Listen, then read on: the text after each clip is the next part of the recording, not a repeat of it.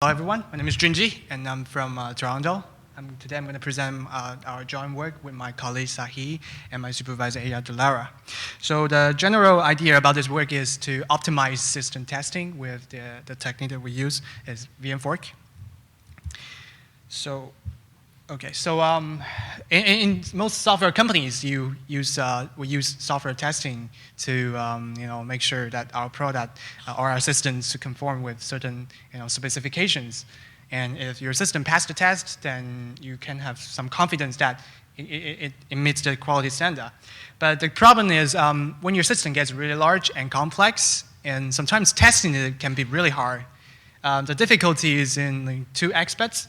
First, you have to set up the test environments. You need to install the drivers, certain type of certain versions of libraries, other packages, stuff like that. So this is first. And second is executing some tests can take really long time.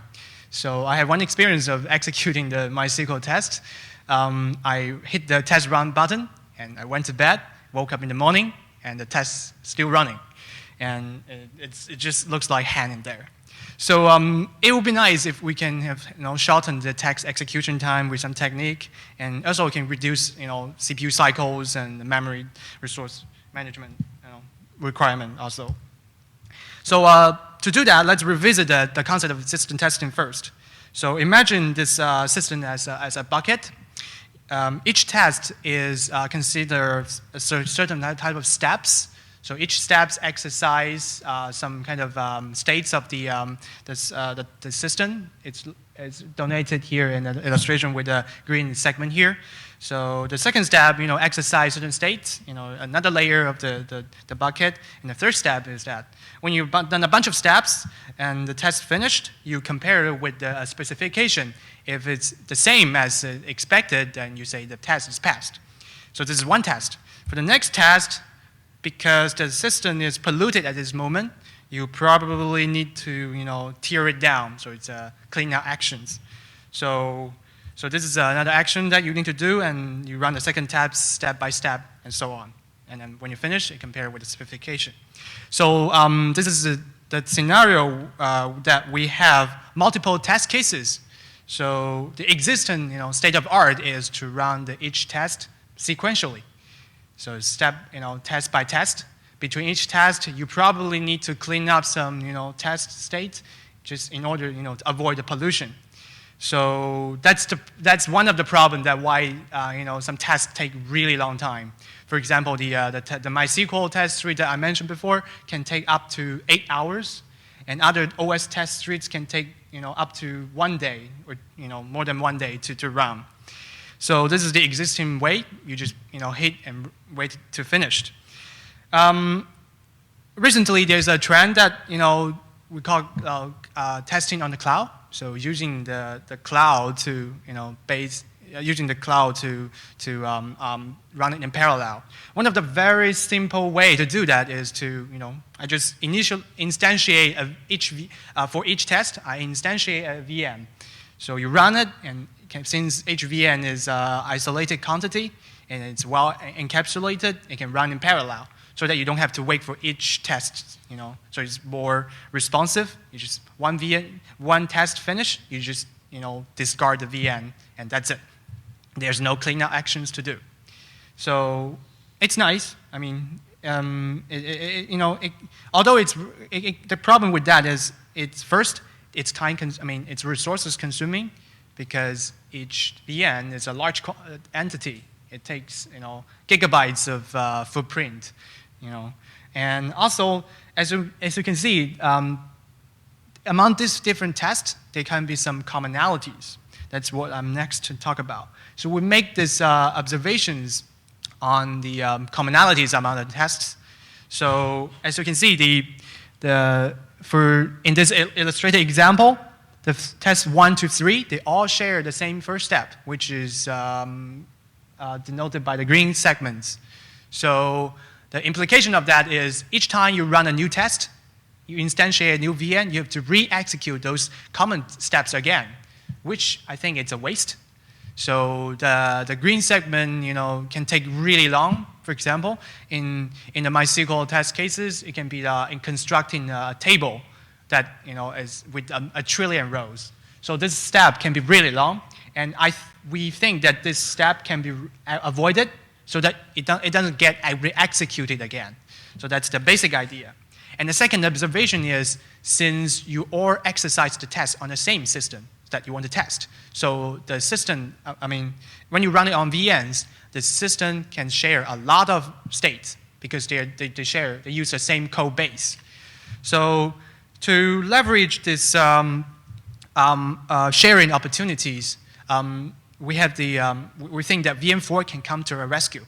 So before I move on to the solution, let me introduce briefly what VM fork does. VM fork is basically a system-level forking.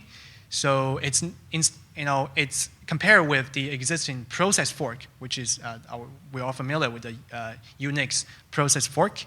VM fork is forking a VM on the fly, so it's a system fork. When you have a VM running on the local hypervisor, you just hit the VM fork, and then it will instantiate another VM instance that is identical to the parent. So the clone here is inherits all the states of the parent. So and it can take very short time to set it up and running. So it can be done really fast. And also it can fork locally. Okay, so can instantiate another VM that in the remote host, which can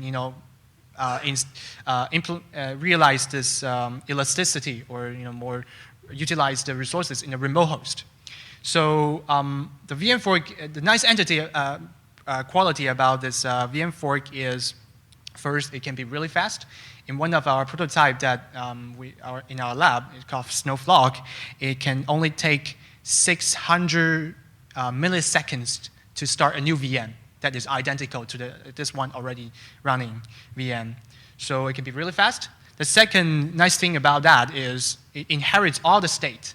So you basically, once you have a VM running, you can have very quickly another VM that has the same state as the parent VM. So that's where the nice entity can be utilized in system testing. So with the test execution, as I mentioned before, there are many common steps among the test cases. So in our model, execution model, when the system here is denoted by a gray bucket here. So when you execute the first step of the test, you somehow instantiate another VM that with a ready state of the system. So this is what VM fork does. So after you do that, you execute two test cases at the runtime at the same time. The two tests can be run different steps. And when you found out that there are another test that share the same state with steps with the first step, you fork again, basically. So that's how the execution model does. So basically, you leverage the results of the common steps. You fork there, and then to avoid re-executing the steps again. So that's the savings. So we use the common steps and save the memory and disk state. We will show how much we can save in our experiment later. So we did a preliminary case study with the MySQL database system. So we sampled like 4 very simple tests from the large test suite. So just large test suite can take, as I mentioned, can take 8 hours to run. So we just take a few tests. There are more than quite a few hundreds or thousands of tests there. We just sample 4 of them. The 4 tests just exercise very simple database operations. For example, construct a table, insert some rows, and the second step you delete some rows. The final you insert it, and after you've done other steps, you just see whether it passed or not. And that's test 2 to 3, 2, 3, 4 are the same thing. So the common steps are we mark it manually. So we did manually parsing look at the SQL. The SQL script, and we parse it manually. We mark it like With the different steps here. So in practice, it's really common that the common steps, they all is written in a centralized script. So each task just include as a single script. And this is a standard practice. And also in other unit test, you have like a setup method that you do the first setup step. Here I just listed as the step 1. So to run such test suites with our execution model, so the first step is you instantiate a VM, and you configure the VM, install the MySQL on it, and then the libraries on it. So that's the first step. The second step is you run the first step of the test that they share, so which is to construct a new table, and then you fork 3 VMs here, and so each VM will execute the next step. So you see that test 3 and test 4 is done, and then since test 1 and test 2 all share the same second step, you fork another time, fork again, and then it gets done. So the savings here is, as I mentioned, you don't have to re-execute the green and the orange segment again. So that's the saving that we're talking about there. So here we fork twice. So as you can see, one is here, and the second one is in the test 1 and test 2. To run this experiment, here's our setup. We run it on a server, x86, 12 GB RAM, and so Ubuntu. So we use KVM snapshot to emulate this fork. So basically, I'm still working on implementing this VM fork system. So we don't have a working system yet. So we just emulate it with the KVM snapshot, which you just create another snapshot and you boot another VM from the snapshot. That's how we emulate the VM fork. So this is not a real VM fork that we're using in our experiment. The issue is very slow because booting from a snapshot can take 20 seconds or 30 seconds. So in a real VM fork, it doesn't have to take that long. So that's our experiment setup.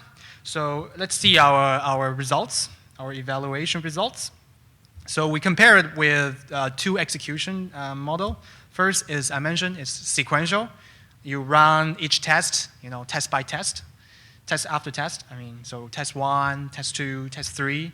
So as you can see, since the sequential execution have to execute, the first step, which is denoted by the green segment, again and again. So you can see the green segment appear here 4 times, which I think it's a waste. And also the second step, which is denoted by the orange segment, it appears twice, which is also another waste. So this is sequential. Sequential can take, in this experiment, can take 1,000 seconds. And imagine you have 1,000 test cases, or more than that. You can take a very long time. That's the reason why it takes long.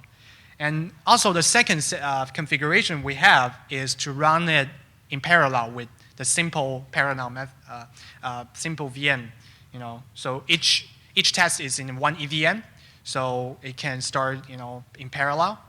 So as you can see, so the actual execution time, is limited by the longest test suites. So the total test suite will stop here at around 375, seconds. But as you can see, the green segments still, get repeated, a few times. So that's a waste. So that's the green segment is a waste of CPU cycles and also memories, and also the instantiating the VMs. So this is the 2 baseline that we compare. So with the VM fork, it looks like this. First, you execute the first step, which is for the test 1. And then you did a small snapshot here, which is denoted by the tiny little red segment here. So it's the snapshot cost. So actually it takes just a few seconds to create a snapshot, which is really fast. And then you, in this case, it's the snapshot. You boot from the two snapshots that for the VM4, VM3, and VM4. So, so imagine, just note that this is not necessary in the real VM fork because we emulated with a snapshot. So we have to count the booting time from the snapshot. So in the real, VM fork system, will not exist. This overhead will not exist. So the next step is you execute the next step of the test. And you did another snapshot again, so another tiny green, red segment here again. And then you fork again, and then you achieve the final results. So intuitively, you compare these two graphs. You can see that there are some empty, there are not many repeated green segments happen in the VM fork. So that's the savings of the CPU cycles and also space. We'll talk about it later. So with the two configurations that we have in the first chart here, the total execution time is, sorry, here is blocking here. So, I should not move it. So it's about, it still takes about 1,000 seconds. So it's 971 seconds to run. Even for the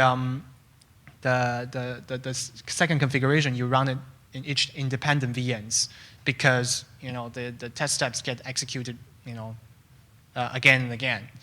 And the second that with ours is we only take 700 seconds.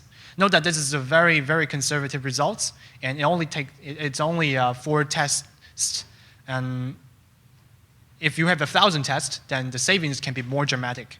So this is not absolute, and it's very conservative. And this is the time, CPU cycles. And the second comparison is the space usage. So we compare it with the second, the setting that we have. We use 4. So in the second configuration, we use 4 VNs. So each VN, as I mentioned, is a really large entity. It's the VN that we use is 20 gigabytes. So you will see that the 4 VNs will take more than around 80 gigabytes. Compared with our emulated approach, we only instantiate 1 VN, only 4 snapshots, which is copy and write. So each snapshot takes less than 5% of the base VN. So in total, if you sum it up, it's more than 70% of space savings. So that's our preliminary results. So in order to have achieved this VM fork, there's a few challenges that we need to address. So first is the implementation-wise, we need to implement this hierarchical VM fork implementation. So currently, we are working on the Snowflake prototype, and it only supports a single level fork. It's not hierarchical yet, so I'm trying to improve from there. And the second challenge is the decision of when to fork. So the problem is deciding when you have a lot of common steps that you share among test cases, whether you fork at the first step or after second step. So that's basically the decision to fork, to compare with the cost of forking and the cost of re-executing the test step again. And the third challenge is to decide where to fork. So basically, it means whether to fork locally or whether to fork remotely. Forking locally means you can utilize the multi-core resources when your local host has lots of resources. Forking remotely means you can utilize other resources in the remote host. And the last challenge is transparency. So since VM fork is a very low-level system, primitive, it's not very realistic to require the testers to modify their test suites to adopt this VM fork. So we envision that we can somehow have a parser tool to dynamically utilize this VM fork, inject the code into the existing test suite, and to do the dirty work for the testers instead of modifying the existing test suites. So we try to make this VM fork transparent to the testing testers. So to sum up, this work is supposed to leverage this hierarchical VM fork to optimize system tests. And the advantage of doing so is you don't have to execute the common steps, just reuse the states again. And also, it can save some memory and space, since many of the systems that share many memory and share the states. And our preliminary result shows just very conservatively 30% reduction in the VM CPU cycles, and in terms of space, it's 70% in savings. So that's it. Thank you, and happy to take questions.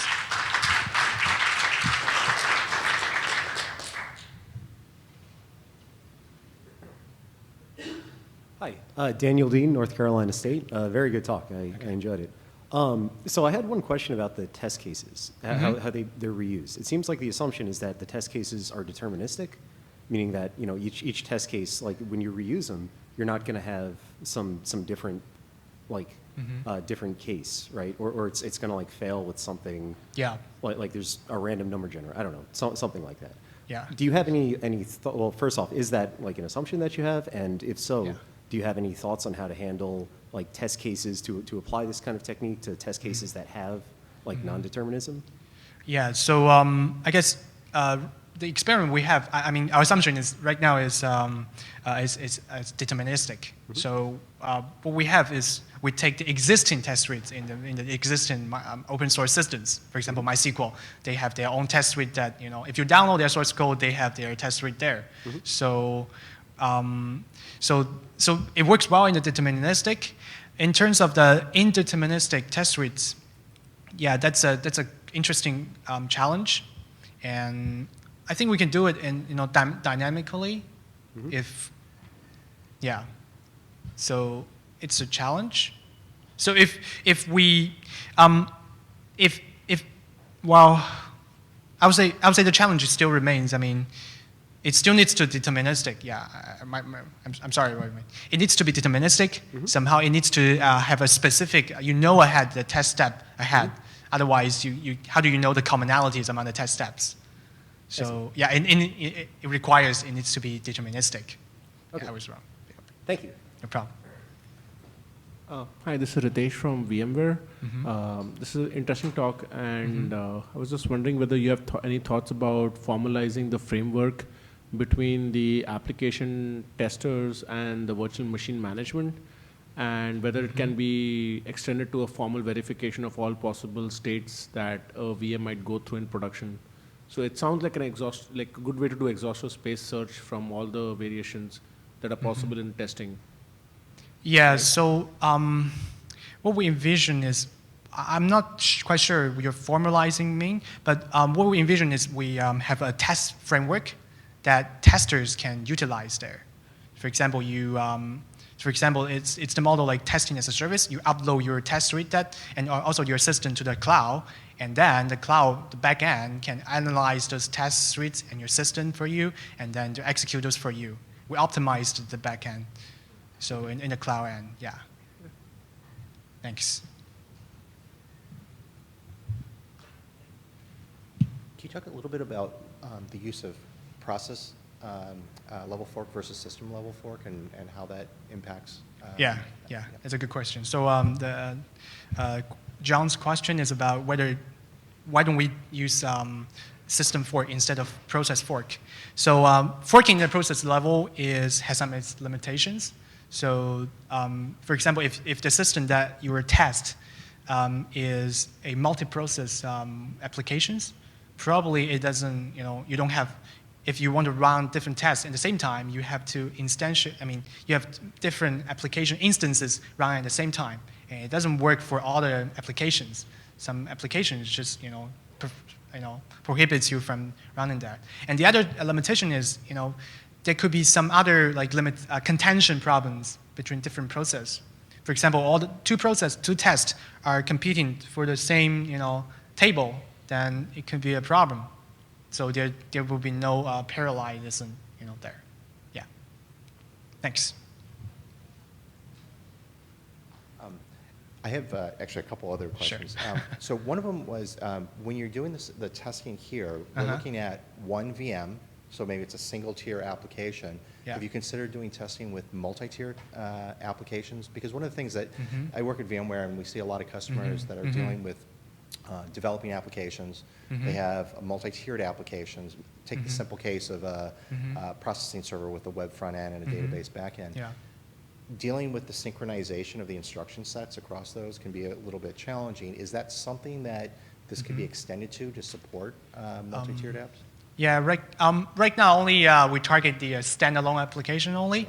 So in terms of the distributed system side, I think it's a challenge because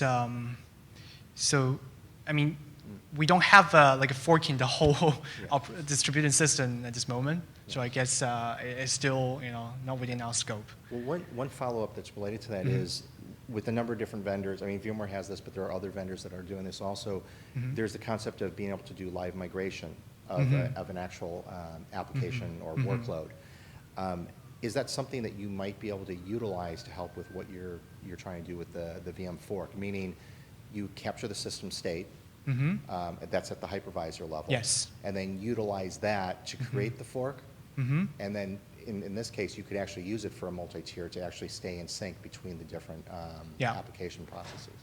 Yeah, that's totally possible. Because right now, in our emulated approach, we just create a snapshot of the VN and then put it from there. So that's exactly what we're talking about. So, but that has some overheads of booting from the snapshot. That could be some overhead. But I can definitely see the potential of doing that. I think a lot of the vendors who are working on hypervisors would like to see more in that space because it actually could, it would provide a benefit, I think, to what you're doing and what some of the customers are looking for. Okay. Thank you. Thanks.